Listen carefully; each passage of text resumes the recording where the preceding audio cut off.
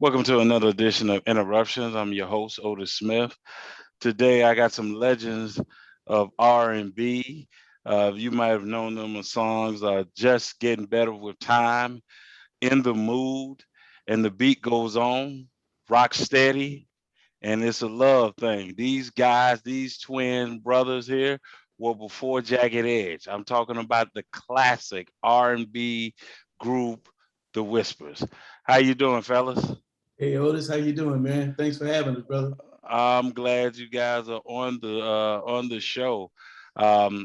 People always ask me how do I get my guests or how I pick my guests, and I always simply tell them it's just people I've always wanted to talk to. It's just that it's just that simple, man. You guys were in an era for me that always ask a lot of R&B group that I call it the romance era of R&B. I You know, heard that. yeah, you guys made it where I didn't have to say too much. If I just be quiet and let your music play, I'll be all All right. right. My first question for you guys, I want to start off with the latest project that you guys had put out. Tell me about the latest single, "How Long." Well, that was the first single that we put out during the pandemic, and Right. the single that we have out now, we intended to put out then, but as you know, Okay. the pandemic hit, and we had this song that kind of dealt with what was going on at that time. If you remember, man, that was tragic. 2020 was a hell of a year. You know, we got to see George Floyd get killed and many other blacks. So the song that we had called "How Long," and we were asking the question, well, how long is this going to have to go on? And we put it out, and it was apropos for that time. But we really were intending to put out what we have out now that we just came out with called "It's Been Too Long," It's which been is too an long. Al Johnson song that we've been wanting to put out for years. Okay.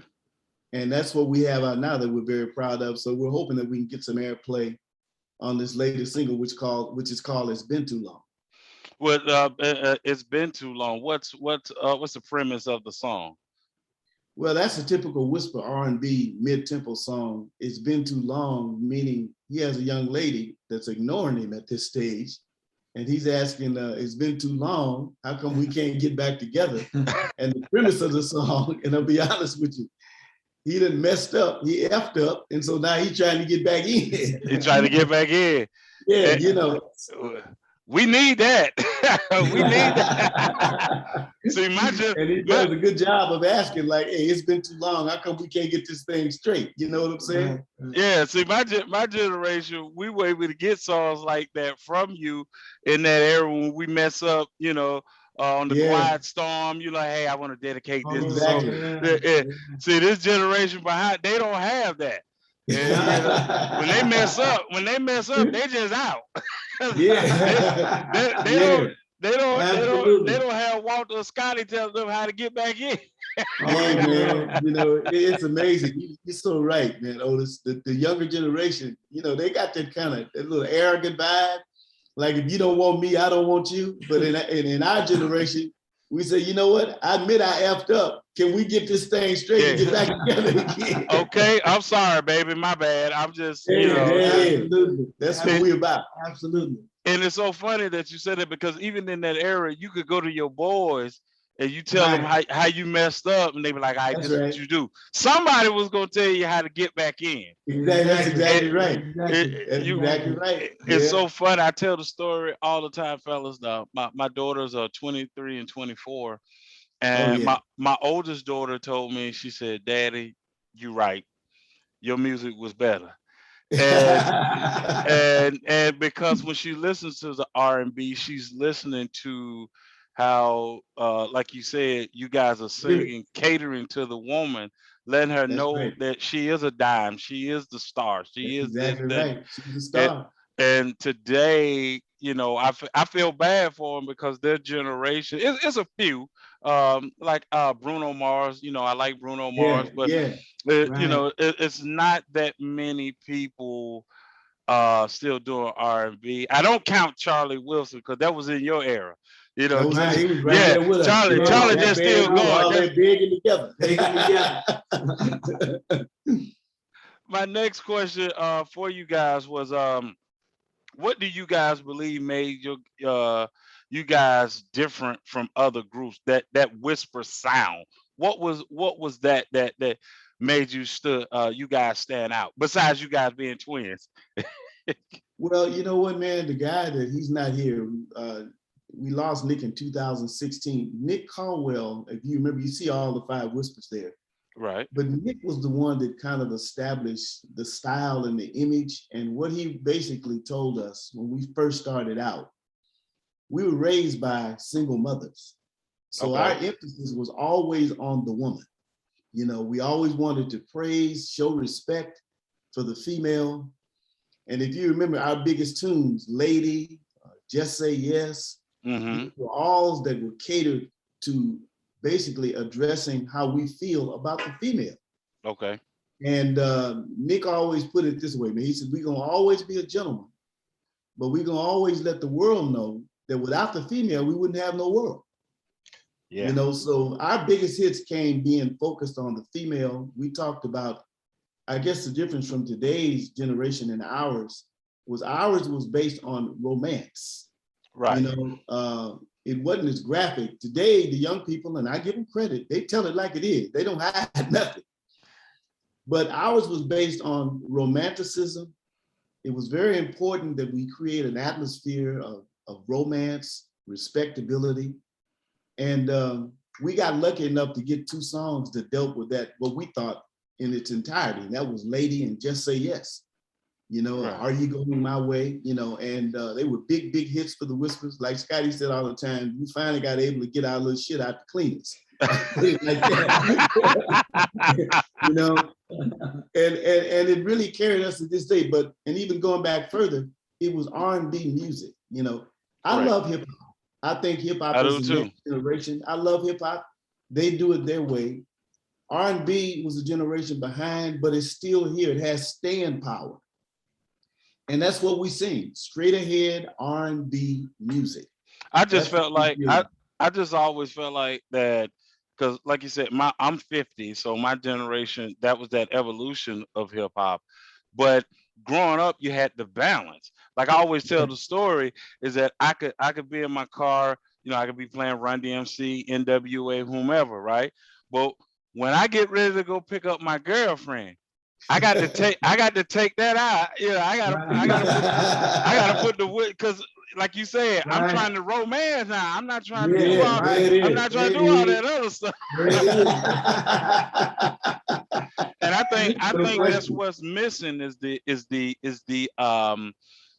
balance. Yeah, I agree. We totally agree. Is the balance. How did you guys going back to the second part of the question is what is that whisper sound? You know, one of the things I really enjoyed about you guys look like my background is you guys sometimes you wore some stuff on stage and stuff, but what I liked about you guys were in your videos and on stage, you guys had suits on. And that was actually unique because everybody else in your era really was when, you know, the stage costumes, Yeah, you know, exactly. right. And you guys wore every now and again, but you guys always had on suits. So I can't pinpoint your guys' sound, but it was just so clear. What was the whisper sound? Well, you know what, man, I'm gonna tell you a short story. When the first record deal we got was with a little small record company called Dore Records. Okay. Right here in LA. And we went to the record company auditioning, trying to get this record company to sign us. Okay. It was owned by a Jewish guy by the name of Lou Bedell, and we were singing for him. And he said, man, you guys got this real soft sound. I never heard anything like it. Sounds almost like a whisper. Why don't we just call you the Whispers? And we said, man, listen, if you give us this deal, you can call us whatever you like. It don't matter. If Whispers is what it is, that's what it is. But even he recognized, to your point, we had a sound, and I'm gonna tell you what I personally think it come from. You might get a different answer from him. Mm-hmm. We didn't have what we call that true rolling bass. You know, back in the day, yeah, what they call those, we didn't have, we always wanted it, but we never had it. but it was like a blessing in disguise because it gave us a distinguished sound like nobody else. And the other thing that we did that we didn't know at the time, we liked stuff, but there were certain things we liked we didn't want people to know that we liked. There was the groups like the High-Lows and the Four Freshmen. They were singing 3 and 4 and 5 for 100, and we loved that. But they were white boys. They were white boys. And so we just keeping it real. You know, so we loved that sound and we incorporated, we learned those harmonies. Right. And it came like that whisper sound that you're talking about right now. That's basically where it came from. Yeah, because that was meshed in. That was what? That was meshed in with just the regular R&B sound. We like Otis Williams with the Temptations. He said, right, boy, you guys don't have no bass. We had Melvin and the Dramatics had their bass, but y'all don't have the bass. And that kind of, it distinguished us from not having, and we always wanted to have a bass singer. We just couldn't find one. one. Yeah. It was because you had to watch you guys' videos to know which one of you guys was singing. Because just like you said, how tight, harmonizing, but even singing individually, your parts, in your songs, right? Whenever who time it was to sing, you still couldn't distinguish which one was singing, man. And I just thought it was amazing. It was just an amazing. You guys have such an amazing sound. How did you guys juggle the group, everybody having time for themselves? When you're twins like you two, you're brothers, you love each other, you grew up with each other, you have the other guys in the group, you have how did you guys juggle all that to where you can still have time, for yourselves? Well, we all grew up together, all of us. We met in junior high school, a local talent show. But in trying to make it, trying to build this reputation and trying to get success, we really didn't realize at the time how much that we didn't have time for each other, because we spent 99% of our time in the studio singing with each other, developing this sound. Okay. And it wasn't until years later, man, to be honest with you, we got our first hit in 1980, which was "And the Beat Goes On." And up until, I would say, well, people don't know, I happened to be in the service. I went to Vietnam and was gone for a time. Wow. I left the business. But when I came back, we still hooked up. We were touring the country, what we call paying our dues in these little broken down cars. Right. But we didn't realize that we were spending all our time together. And it wasn't until we really got our first hit, which came in 1980, that we realized what it took. Because in 1980, when we got "And the Beat Goes On," we had been singing then for about 11 years. Wow. And we really thought that we were not going to get the big hit that would launch us into where everybody could know us.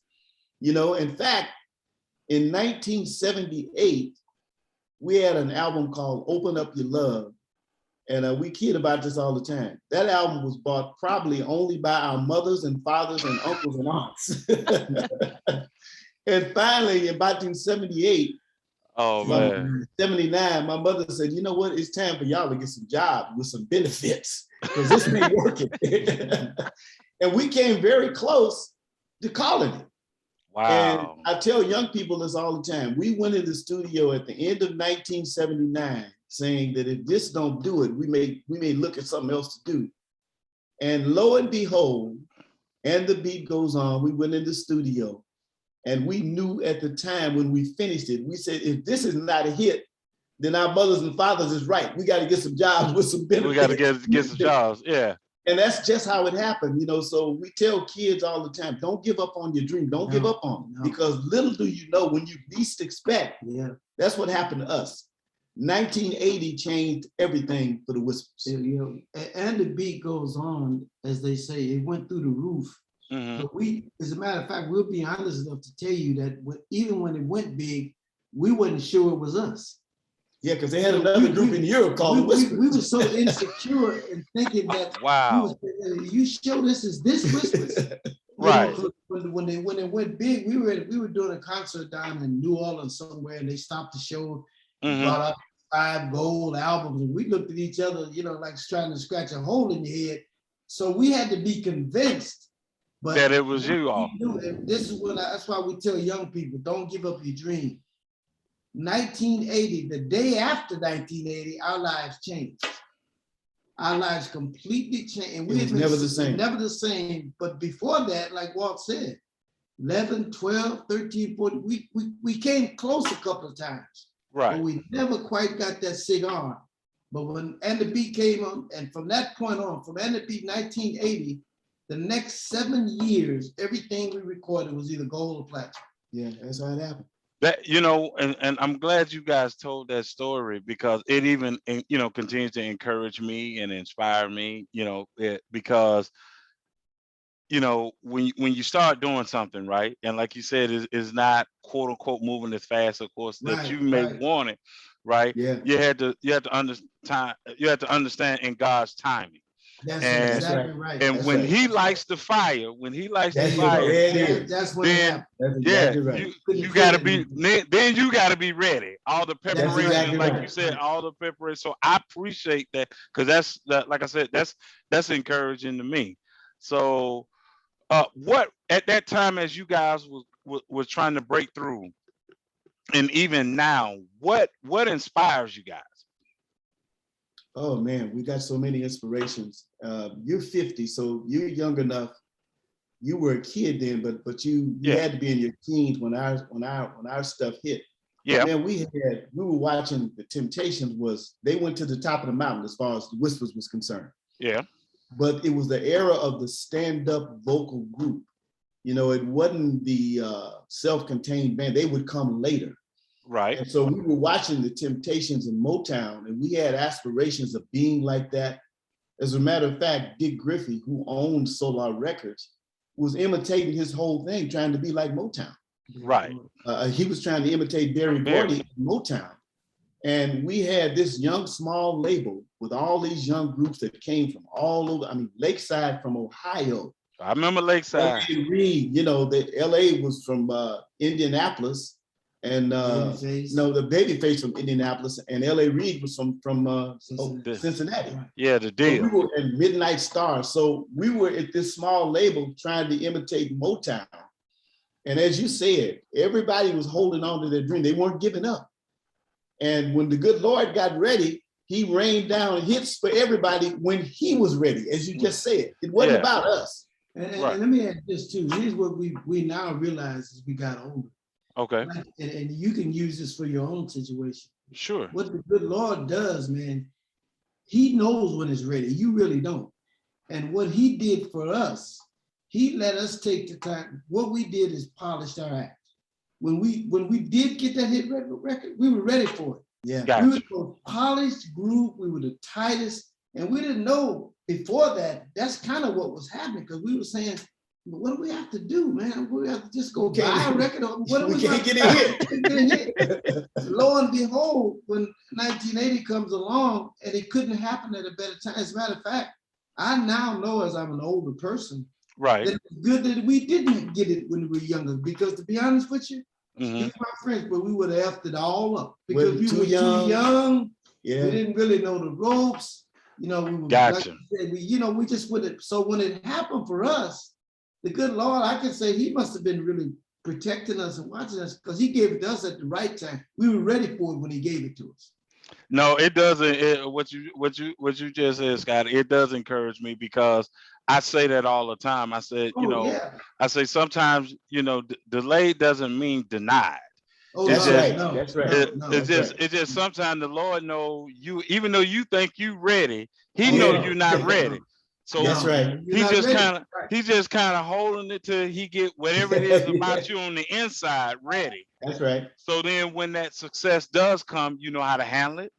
That's right. I always my wife, is loves you guys' music like you got, but I had a type of wife, Walter Scott. I do these interviews. My wife does not run in, or she doesn't say, "Well, bring me on." she might be asleep. You know, it like it seems like ain't nobody excited with me. You know. Yeah, that's exactly right. But that's a good thing because that's the person that's keeps you humble. That's the person. That's exactly right. And let me say this to you though, man, Sure. because when you use the term 50, I know you might look at that, even your generation. Here's what we can honestly guarantee you. You are still a young man. Absolutely. Whether you believe it or not. Yeah. You might say to yourself, man, I'm just getting up there.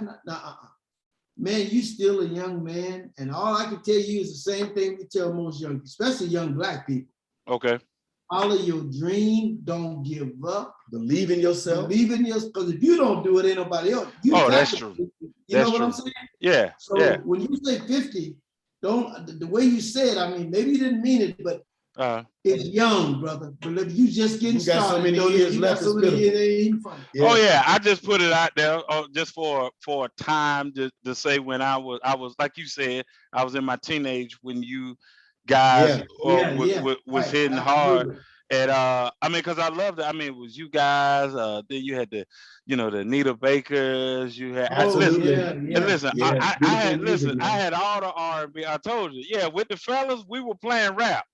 But when it was time to go pick up your girlfriend, we switched. We had to go back to our generation. Hey, Walter, it was so good, Walter Scott, that I would, sometimes, you're trying to sound like you guys, like I'm trying to sing with the record like I'm in the group, like I'm in the group. I understand. But hey, Otis, you know what? Let me tell you this, man, because this is very important. We had the opportunity to be in a room with Snoop Dogg. Okay. And we wanted to tell him about, because he just turned 50. Right. In fact, he just celebrated his birthday about a week ago. But what we love about hip hop and rap, here's what you guys taught our generation. Okay. I told Snoop this. You guys, when hip hop came along, and the rappers in particular, they told the record companies, before we let you take advantage of us, we will sell our shit out the trunk of our car. Yeah. And I thought that was so admirable, man, because when we came along a generation early, we were victims of the music industry. We didn't have the power to do like you young guys. You young guys was bold enough and arrogant enough to say to the industry, before we let you take advantage of us, if we have to sell these rap records out the trunk of our car, that's what we will do. That's what we should have done a generation earlier. Because how long did it take James Brown and Chuck Berry to get their rightful royalties from the record industry? But you messed over them big time. But see, if it wasn't for you guys blessing us with your artistry, people like Full Force, right? Like Paul Anthony, that I had the pleasure. Oh man, great. Yeah, to interview for them to tell James, hey. That's right. There's money out here you're supposed to be recouping. Rightfully belongs to you. Rightfully belongs. Yeah. So I love I told somebody, it was actually my daughter's boyfriend, because he's a producer, and I said, you always got to study what came before you. If you don't know what came before you, because remember, like we was talking about my age, so Michael Jackson is exploding at the time that I'm growing up. So I'm like, Mike, he was like the best thing since sliced bread. Right. So my dad is telling me about the guy you're talking about, James Brown, because that's, was his era. Right. That's what he was. His era. That's right. So when I went back to do my study on James Brown, I said, how cold James Brown had to be to influence Michael and Prince. How good was James? So well put. You know what I'm saying? And so, like my introduction of you guys. So my little brother Richard Wingo, who's in the group Jagged Edge, they remind me of you guys, two twin brothers, right? You remember him well, man. Yeah. Remember him like a bad group. Yeah. And we came up in the church singing, and to see him accomplishing, his dreams and doing, and him growing up, hanging out with us, listening to the Whispers, his father, playing the R&B. So he, to have that foundation, and that doesn't Absolutely. happen without the whispers. Hey, It well, it, it appreciate just you, doesn't. man. Yeah, How have you guys pressed on having members, your brothers, members, that have passed on? How do you press on trying to still put out, that the whisper sound? well, when we lost Nick, well, we lost Marcus first in the Correct. year 2000. But we really thought about kind of hanging it up. And it was Nick who told us, he said, man, come on, y'all can't do that. He said, I'll come down from heaven and just scare the devil out of you. He said, keep going. So that's what we did. It was tough in the beginning not to see, if you've seen our show, Nick was an integral part of it. And we had problems with him not being there, but then we remember what he told us. You keep the whisper sound going, which with the two of us, God has blessed us to be in our 70s. We still singing the same key today that we sung in 35, 40 years ago. Bless him. So Bless him. we're doing what Nick asked us to do, him and Marcus. If you go see us today, you're seeing the whispers. Now, when Gotcha. Scotty and Walter no longer there, that's it. And we've told ourselves, we're not gonna fool ourselves. The last thing we want to do, man, is be on stage and not be able to deliver it.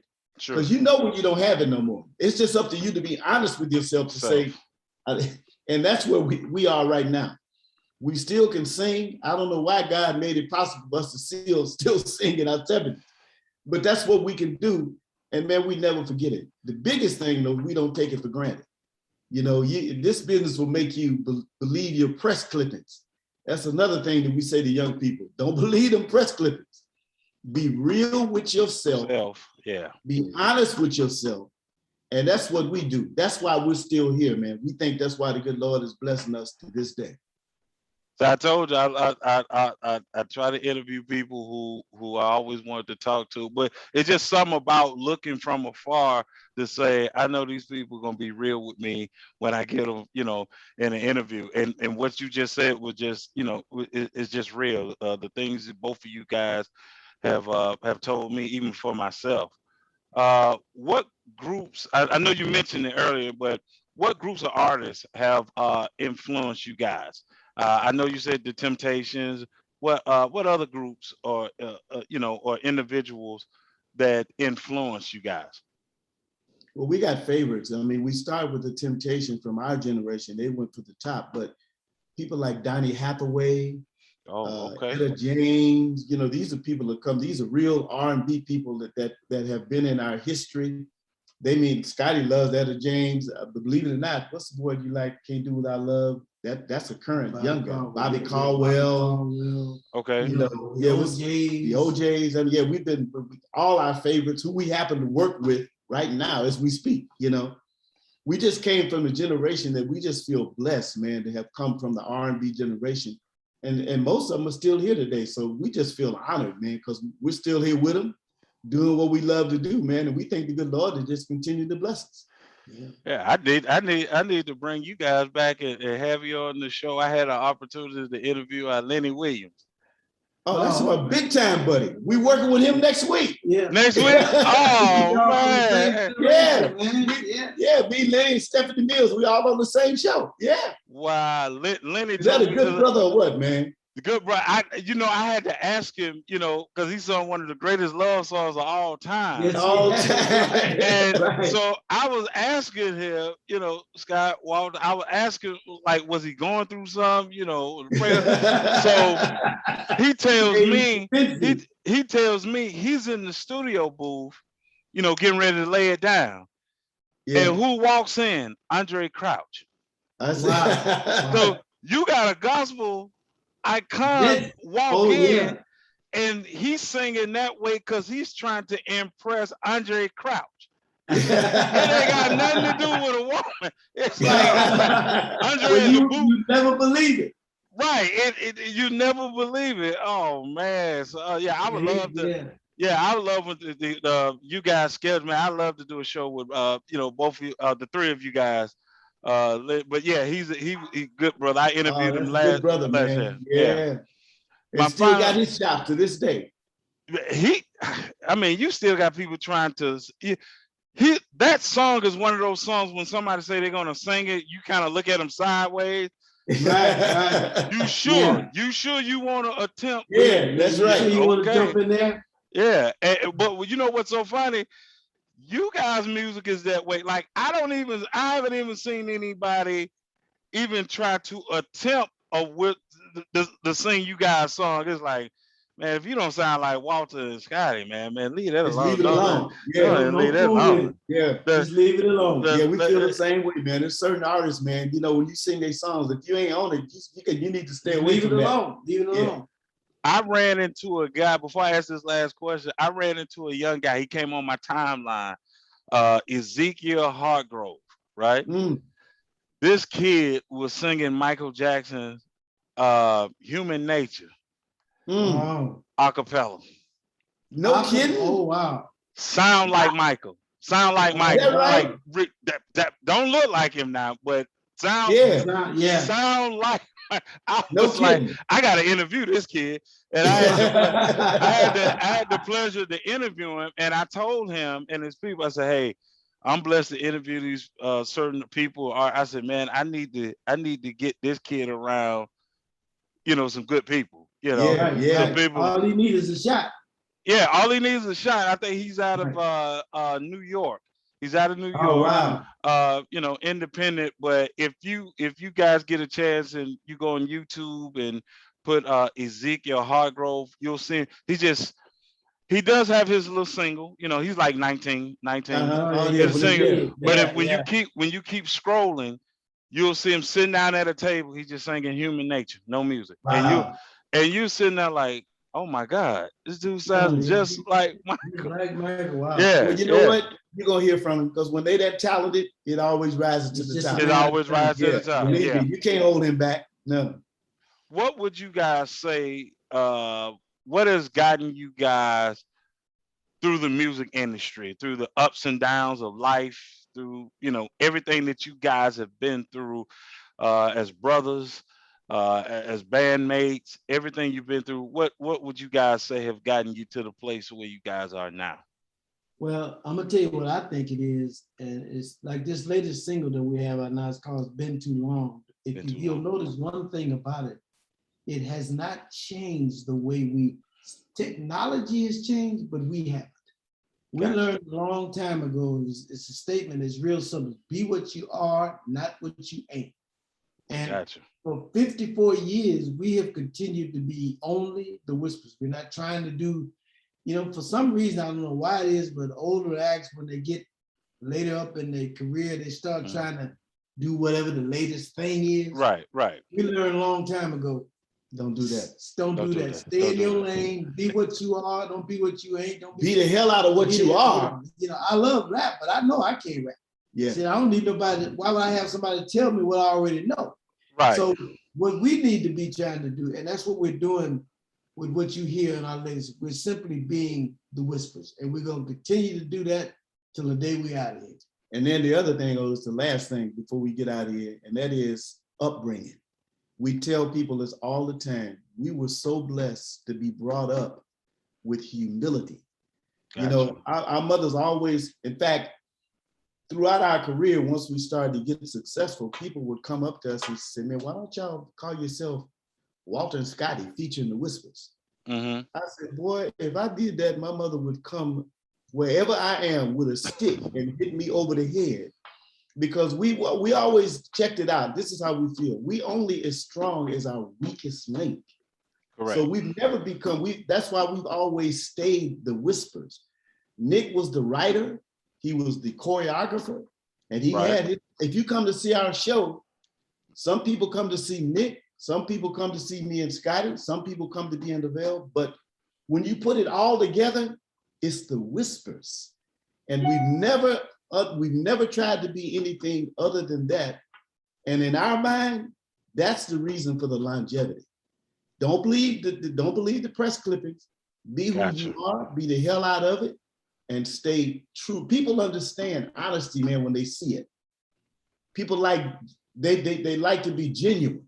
When they see somebody being genuine and honest, Gotcha. That has the best staying power that you can ever dream of, right there. That's it. That's that integrity. Yeah. That's Integrity. exactly right. Integrity to keep you. Well, I thank you, gentlemen, for blessing me with your presence, coming on the show. Tell Mr. Williams I said hello. Yeah, we'll do And that. I'll get it to your PR person. I'll send you the interview I did with him, and I'll email it to them so you guys could take a look at it. But once All again, right. thank you for blessing us with your presence. Keep doing what you guys doing. I'll put your the video clippings on, Thank so you. when all the people have to do is just clip on, and they could see the Got two you. Been So Long and How Long. They could see both songs, and You got it. continue to stay blessed and stay safe out there. Thank you, Otis. We appreciate you so much, man. Peace. All right. Peace.